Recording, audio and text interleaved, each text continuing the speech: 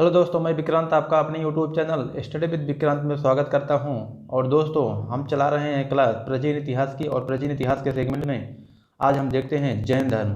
दोस्तों, जैन धर्म से हम लगभग इसमें 40 से 50 क्वेश्चन हैं। और दोस्तों, इसे हम 15 से 20 मिनट के अंदर में देख लेंगे। और दोस्तों, जो क्वेश्चन है इसे आप हमारे साथ 2 से 3 बार पढ़ते रहें। और दोस्तों, 2 से 3 बार आप हमारे साथ पढ़ने के बाद आपको पूरा याद हो जाएगा और आपको रटने की ज़रूरत नहीं है। बस केवल हमारे साथ 2 से 3 बार बोलिएगा। और दोस्तों, जो इम्पोर्टेंट प्रश्न है केवल हमें उन्हीं लिया है और अन्य प्रश्नों को हमने नहीं लिया है। केवल इम्पोर्टेंट प्रश्न लिया है, इसलिए ताकि आपको परीक्षाओं में अधिक से अधिक लाभकारी हो और आपका समय खराब ना हो। तो दोस्तों, हम शुरू करते हैं पहला प्रश्न। और दोस्तों, आपको इसे मेरे साथ अवश्य बोलना है, क्योंकि जो चीज़ें आप बोल देते हैं उसे आपको याद हो जाता है। तो दोस्तों, हम देखते हैं पहला क्वेश्चन। पहला क्वेश्चन है, धर्म के प्रवर्तक जो जैन धर्म था उसके प्रवर्तक थे ऋषभ देव, और इनका नाम आदिनाथ भी था। तो जैन धर्म के प्रवर्तक ऋषभ देव थे, आदिनाथ थे। और इसका उल्लेख ऋग्वेद में मिलता है। तो जैन धर्म के जो प्रथम तीर्थंकर थे ऋषभ देव, उनका उल्लेख ऋग्वेद में मिलता है।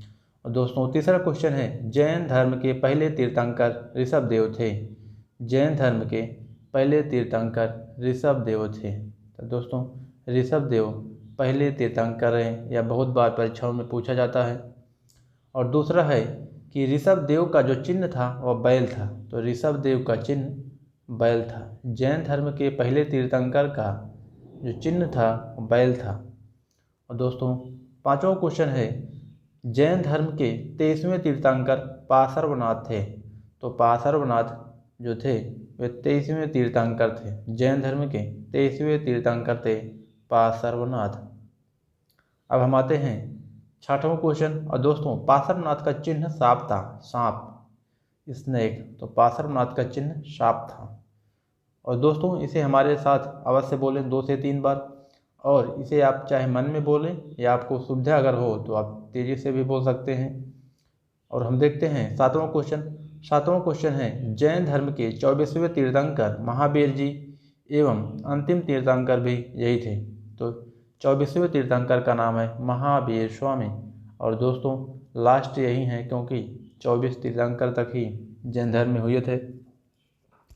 और जो महावीर जी का चिन्ह था वह दोस्तों सिंह था। महावीर का चिन्ह सिंह था। तो पहले का चिन्ह सांप, पहले का चिन्ह बैल था, और 23वें का चिन्ह सांप था, और लास्ट का अथवा 24वें तीर्थंकर स्वामी का, महावीर स्वामी का जो चिन्ह था वह सिंह था। तो दोस्तों, आपको इसे याद रखना है, इसे आपको अवश्य याद रखना है। जैसे पहले का है तो पहले का बैल है, और दूसरा देखें तो दूसरा सांप है, और तीसरा देखें तो तीसरा है सिंह है। महावीर स्वामी का सिंह है, और पार्श्वनाथ का है सांप, और आदिनाथ ऋषभ देव का है बैल। तो दोस्तों, तीन याद रखना है, आपको ज़्यादा नहीं याद रखना है। पहला 23वां 24वां आपको याद रखना है। और 9वां क्वेश्चन है, जैन धर्म की उपत जिन से हुई है जिसका तात्पर्य होता है विजेता। तो जिन से हुआ है जैन धर्म की उत्पत्ति, और उसका अर्थ होता है विजेता। और 10वां क्वेश्चन है, तीर्थंकर का तात्पर्य होता है जो व्यक्ति अन्य व्यक्तियों को मार्ग दिखाए।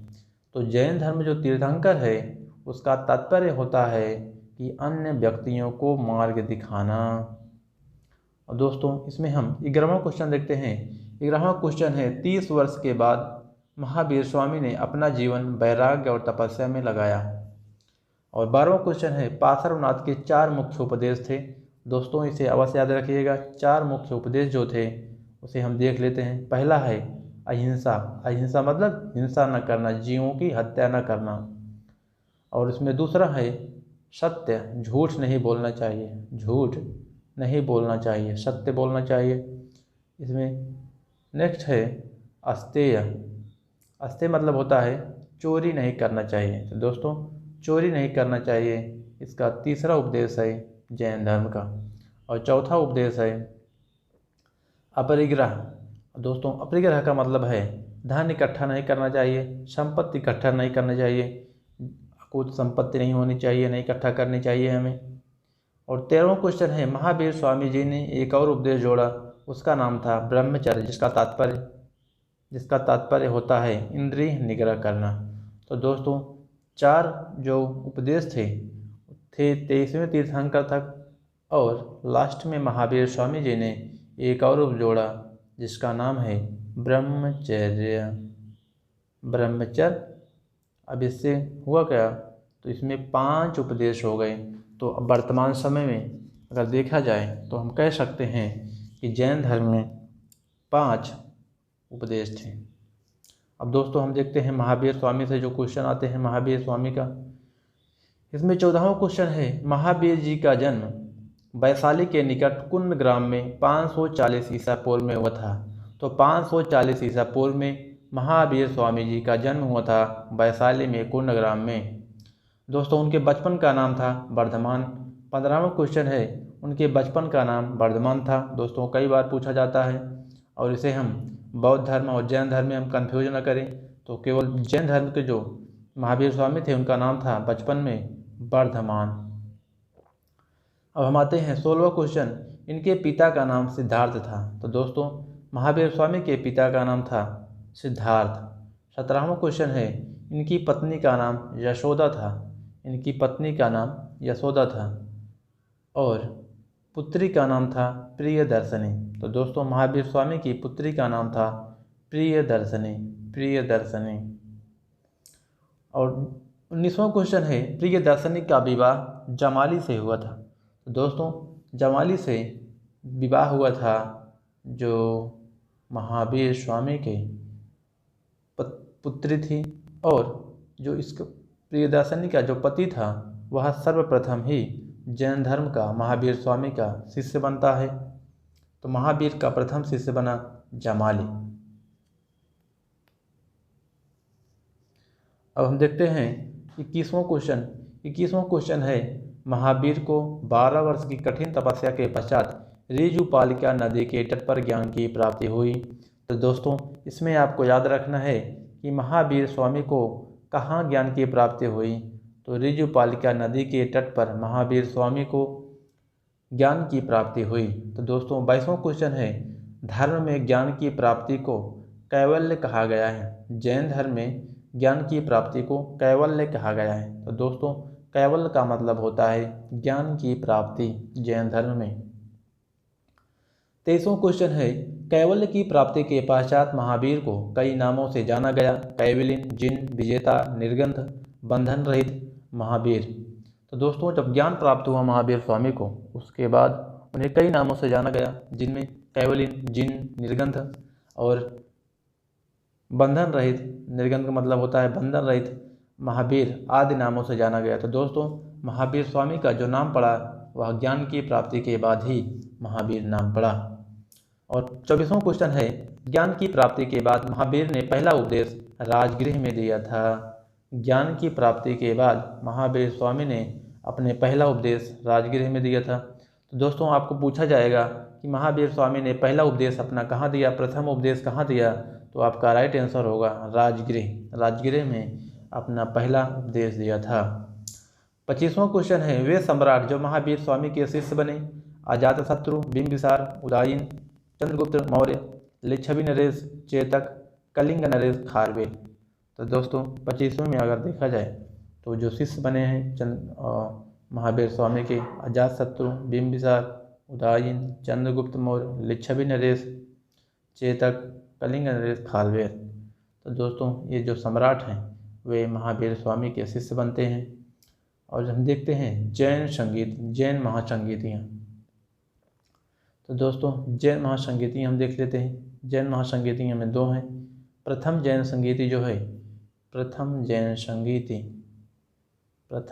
संगीति 322 से 298 ईसा पूर्व माना जाता है, फिक्स नहीं है दोस्तों। और इसका जो स्थान है पाटलिपुत्र में हुआ था, पाटलिपुत्र, और जिसे अब हम पटना कहते हैं, जिसे वर्तमान में हम पटना कहते हैं, इसी का नाम उस समय 3री 4वीं ईसा पूर्व में इसका नाम था पाटलिपुत्र। और दोस्तों इसके अध्यक्ष थे स्थूलभद्र। तो पाटलिपुत्र में पहला हुआ सम्मेलन और जो इसके अध्यक्ष थे वह थे स्थूलभद्र। तो आपको पाटलिपुत्र स्थान याद रखना है और अध्यक्ष थे स्थूलभद्र, इसे याद रखना है। काल हमें नहीं याद रखना है। और दूसरा है जैन संगीति। तो दोस्तों जैन संगीति 512 ईस्वी पूर्व में हुआ। और जो स्थान है वल्लभी। तो दोस्तों वल्लभी में हुआ और इसके अध्यक्ष थे देवार्धी क्षमा श्रवण। तो दोस्तों स्थान है वल्लभी और अध्यक्ष थे देवार्धी क्षमा श्रवण। और 28वां क्वेश्चन देखते हैं। 28वां क्वेश्चन है जैन धर्म के 3 रत्न, सम्यक दर्शन, सम्यक ज्ञान, सम्यक आचरण। तो इसमें सम्यक दर्शन है पहला त्रिरत्न में से पहला रत्न, और दूसरा है सम्यक ज्ञान और तीसरा है सम्यक आचरण। तो दोस्तों सम्यक दर्शन का मतलब होता है तीर्थंकरों और सिद्धांतों में विश्वास करना। तीर्थंकरों और सिद्धांतों में विश्वास करना है सम्यक दर्शन। और सम्यक ज्ञान है धार्मिक सिद्धांतों का पूर्णतः सही रूप से समझना। और इसमें सम्यक आचरण का मतलब है दुष्कर्म से मुक्त होकर सत्कर्म करना, बुरे कार्यों से मुक्त होकर हमें अच्छा कार्य करना चाहिए, शुद्ध कार्य करना चाहिए।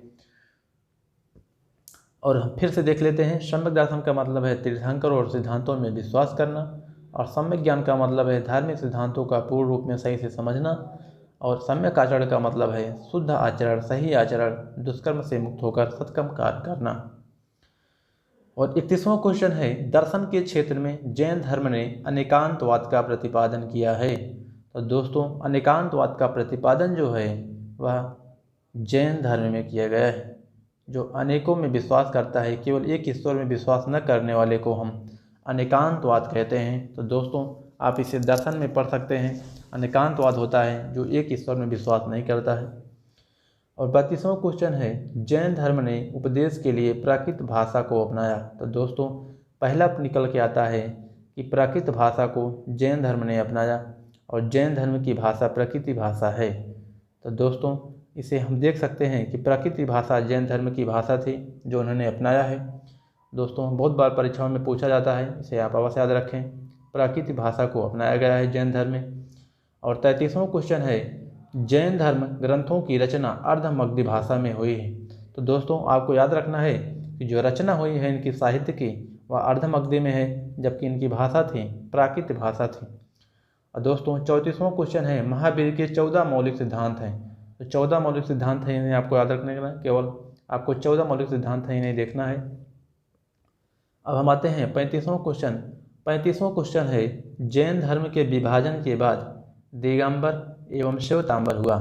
तो दोस्तों 12 वर्ष के लंबे अंतराल के पश्चात जैन धर्म में जो विभाजन हुआ उसका एक नाम था दिगंबर और दूसरा था श्वेतांबर। तो दिगंबर थे, दिगंबर वस्त्र का परित्याग करते थे, वो नग्न रहते थे, वस्त्र का नहीं पहनते थे। और जो 37वां में है सफ़ेद वस्त्र पहनने वाले, तो सफ़ेद वस्त्र पहनने वाले जो थे श्वेतांबर। और दोस्तों हमें इसे याद रखने के लिए देख लेना है कि श्वेतांबर जो होते हैं, श्वेत मतलब सफ़ेद ही होता है, तो अंबर माने कपड़ा होता है, जो सफ़ेद कपड़े पहनते हैं उन्हें हम श्वेतांबर कहते हैं। और 38वां क्वेश्चन है जैन धर्म के साहित्य को आगम कहा जाता है। इसमें 12 अंग हैं, 12 उपांग हैं और 206 छंद हैं इसमें। तो 12 अंग हैं, 12 उपांग हैं और 6 छंद हैं।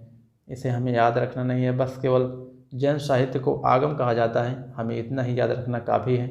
आप अगर चाहें तो इसे भी याद कर सकते हैं, लेकिन हमें जैन साहित्य को आगम कहा जाता है, इसे अवश्य याद रखें। और 39वां क्वेश्चन है भद्रबाहु ने कल्पसूत्र संस्कृत में लिखा। तो दोस्तों जैन धर्म के जो मिलता है, जो भद्रबाहु थे, भद्रबाहु ने कल्पसूत्र लिखा है। कल्पसूत्र को संस्कृत भाषा में लिखा है, ना तो प्रकृति में लिखा है और ना अर्धमगधी में। दोस्तों कंफ्यूज नहीं होना है, इसे लिखा है संस्कृत भाषा में। और हम एक अभ्यास प्रश्न देख लेते हैं जिसे आपको कमेंट बॉक्स में उत्तर देना है। तो जैन धर्म में 5वां महाभारत किसने दिया था और उसका क्या नाम था। तो दोस्तों जो जैन धर्म में 5वां महाभारत था उसे किसने दिया और उसे क्या नाम था, आप इसे कमेंट बॉक्स में उत्तर अवश्य दें। दोस्तों इसे हमारे साथ अगर 2 से 3 बार आप बोले होंगे तो हमें उम्मीद है कि आपको याद हो गया होगा, आपको रटने की ज़रूरत नहीं है। और दोस्तों इसे 2 से 3 बार वीडियो को अगर देखें तो आपको पूरा क्लियर हो जाएगा तो दोस्तों आज की क्लास के लिए आपको धन्यवाद।